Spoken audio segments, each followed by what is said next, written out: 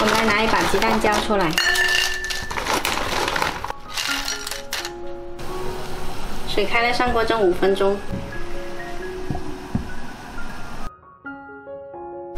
时间到了，把火关掉，再焖5分钟。蒸好的花椒夹到清水里面来泡发，再加入几片姜一起泡，可以去腥。放到冰箱里面泡发1个晚上。五指毛桃先用清水浸泡半个小时。我先来清洗一遍。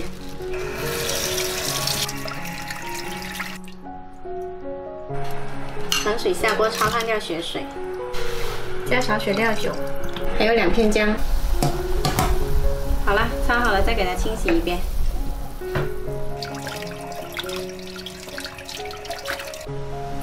洗好了直接放进砂锅。五指毛桃泡好了，就给它洗掉上面的泥沙，加入适量清水，先大火煮开，再转小火煲1个小时。玉米来切小块，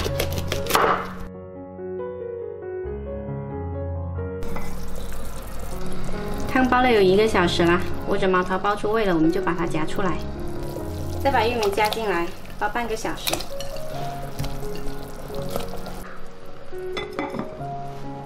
泡了1晚上的花椒，你看已经泡得很大个了，我们把它清洗一下。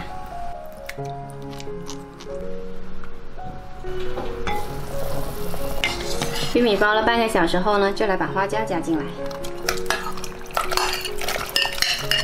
加入几片姜，调大火滚10分钟。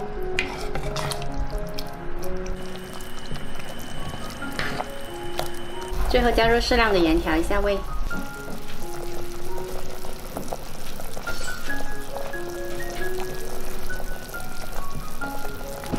我们这锅汤呢，煲出来远远就能够闻到五指毛桃的香气，煲出来的汤色也特别的浓白。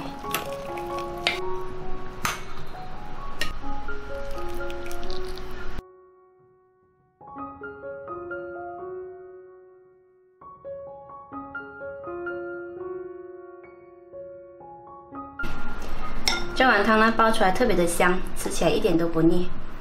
这个季节呢，天气多变得比较干燥，特别适合喝这款汤，比较滋补，对女人跟小孩都特别好。喜欢的话可以试一下哦。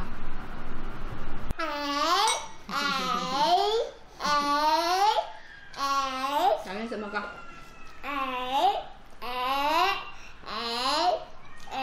妈吃你舌头了吗？啊，干嘛？